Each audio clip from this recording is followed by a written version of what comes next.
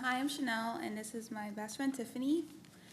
And the piece I'm reading is called First Comes Rain, and I wrote it because of the quote, "There's always a rainbow after the rain." The smell was getting stronger, the fire alarm was buzzing incredibly loud. Yet as it got louder, so did the strumming of the guitar.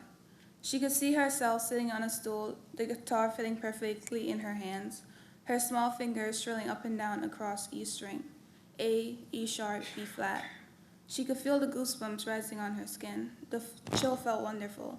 She was relaxed. In that moment, it was as if all her problems had vanished. Riley, And so the harmony stopped. It was her mother, her voice raspy and weary. She had just woken up, yet it was already 1 in the afternoon. Riley, Her mother yelled even louder. She pulled the earphones out and slid off the old red couch. She dragged her feet through the worn-out carpet and made her way to the kitchen. what is it? She said, glancing at the burning pancakes and her little sister. Why you let your sister make breakfast? Her mother asked. Riley rolled her eyes and grimaced. Breakfast is 1 in the afternoon. You should have been up hours ago. Don't talk to me like that, kid. Her mother said. I'm going out. She said and grabbed her keys off the counter. The smell of the month-old garbage hit her as she opened the large green door. It made its usual creak before slamming shut. The trees had shed its leaves. The gum crate-covered sidewalk was still red from the early morning dew. Riley, right on cue, Max said, running out of Sabroso, his family restaurant.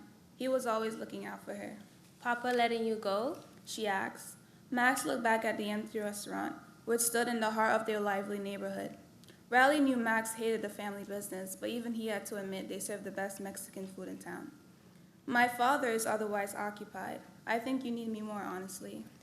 I need a new life, Max. That's all I really need. Max kicked at some rocks. Amigos para siempre, Riley thought. Max would always say when she was angry. Amigos para siempre, forever friends. Come on, I know what you need, Max said, pulling her in the direction of the school. I can't believe the lunch lady gave you a master key. Riley said. You barely show up for your community service hours. Max laughed. I do a lot, plus those ladies keep checking me out. No estoy interesado, I tell them. My heart belongs to someone else. Yeah, your action figures. Max slipped the key inside the door and pushed it open. Entra, mi amiga. Riley looked at him. Max, you know I'm no Latino, nor do I speak Spanish. I said enter. Jeez, it's called context clues. Figure it out. Riley looked at him and took the key. Inside, they ran through the vacant halls to the music room. Riley trailed her hands across the wall until the lights flickered on. Her eyes met the Fender guitar which sat in the far corner of the room. She sat onto the black stool next to the guitar, which everyone, including Mr. Mitchell, her music teacher, knew belonged to her. Play for me, Max said, pulling over a chair to her and sitting down. Agluna Saharentia. Max laughed. You're a sneaky one. I request How to Save a Life. Su deseo es una orden. Sing it for me. Riley peered at him and smirked. Okay, only for you. She closed her eyes. She never played with her eyes open. If she could see him, her heart would start beating faster and she'd miss a beat. She was calm now. She could feel the guitar beneath her fingers. Her mouth opened and she began. Riley, Max whispered when she stopped singing, and her fingers fell from the guitar. How was it? She asked. Her eyes remained closed. Perfecto. The force is strong with this one. She looked at him. I need to play again. We could stay as long as you want, Riley. She played for a while until her fingers became tired and her anger went away. So we graduate soon. I could feel New York right at the tip of my fingers, Max said. Graduation. Right. Riley said glumly. Aren't you going to play music in some top-notch college and become an A-list celebrity with a bad attitude? The dream, right?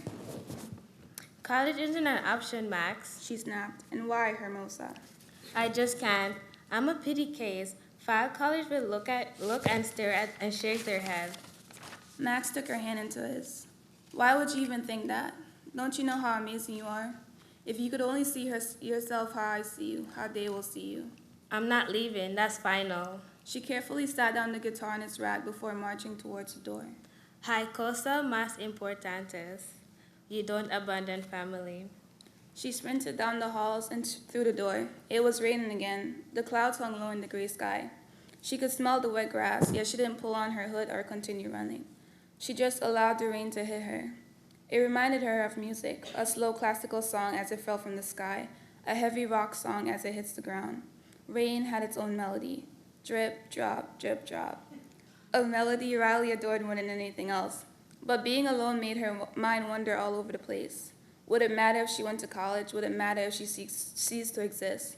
She'd just have to endure the rain.